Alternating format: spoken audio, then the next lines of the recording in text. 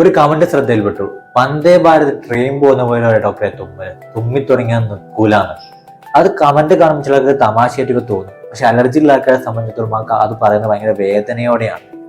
സത്യം പറഞ്ഞാൽ ഈ അലർജി ഉള്ള ആൾക്കാരുടെ മൂക്കിന്റെ നെർവ് തന്നെ ഭയങ്കര സെൻസിറ്റീവ് ആയിരിക്കും.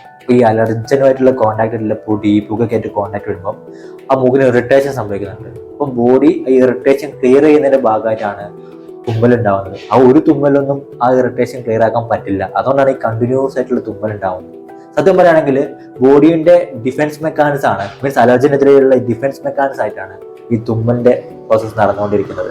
അപ്പോൾ ഈ തുമ്മൽ മാറണമെങ്കിൽ ഒരേ ഒരു ഓപ്ഷനേ ഉള്ളൂ, അലർജിനെ പൂർണ്ണമായിട്ടും മാറ്റുക എന്നുള്ളത് മാത്രമാണ്.